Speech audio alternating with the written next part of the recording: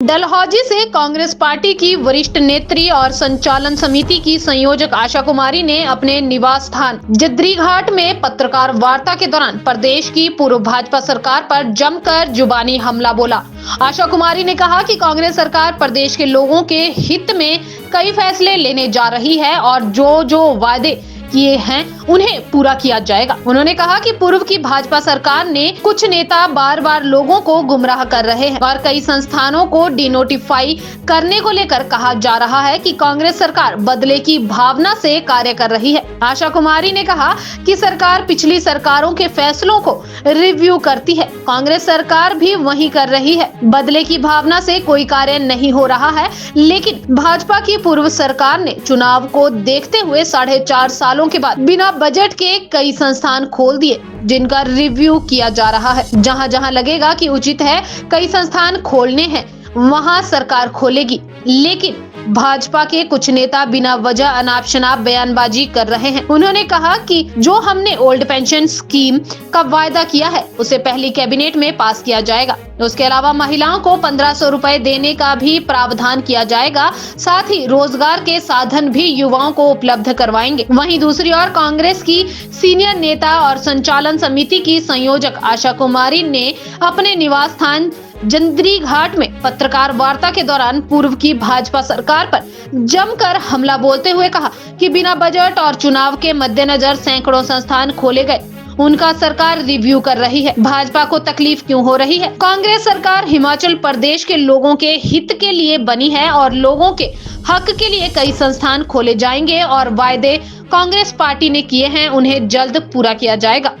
जो लोक हित के वायदे हमने किए हैं उसमें चाहे ओपीएस देने का है, चाहे महिलाओं को 1500 रुपए देने का है जो महिलाएं उसके दायरे में आती हैं, चाहे शिक्षा संस्थानों को लेकर के है, स्वास्थ्य संस्थानों को लेकर के है, जो वायदे लोक हित में हमने किए हैं उनको पूरा करने के लिए सुखू और उनकी टीम जो है वो आगे कदम उठाएंगे। देखिए, भारतीय जनता पार्टी का ये कहना कि कोई बदले की भावना से कर रहा है, ये सरासर गलत है। सुखू जी और मुकेश जी ने जो फैसला लिया है वो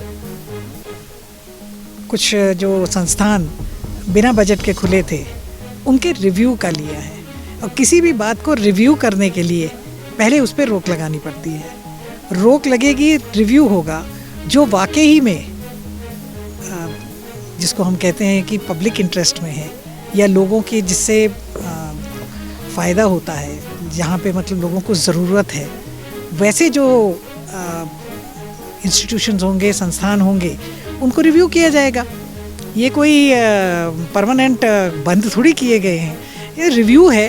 रिव्यू करना हर सरकार का फ़र्ज़ है और मैं समझती हूँ कि सुखू जी और मुकेश जी ने ये जो फ़ैसला लिया है ये शायद इस बात को देख के लिया है कि ये सारे संस्थान जो हैं ये चुनावी बेला में खोले गए। अगर भारतीय जनता पार्टी जयराम सरकार की ये मंशा होती कि लोगों का भला ही करना है तो 5 साल क्या कर रहे थे? क्या ये ज़रूरी था कि आखिरी 3 महीनों में जाकर के 400 नोटिफिकेशनें करते हैं? आखिरी 1 हफ्ते में बिना बजट के नोटिफिकेशनें तो क्या सिर्फ कैबिनेट की कही, उसमें तो सिर्फ कैबिनेट की मंजूरी है, नोटिफिकेशन भी नहीं है। मगर लोगों में एक भ्रम फैला दिया गया कि आपका ये खोल दिया, वो खोल दिया। किसी भी चीज़ को खोलने के लिए एक प्रक्रिया होती है, उस प्रक्रिया को फॉलो करना पड़ता है। वित्त विभाग से जो है उसकी मंजूरी लेनी होती है, पोस्टों की क्रिएशन होती है।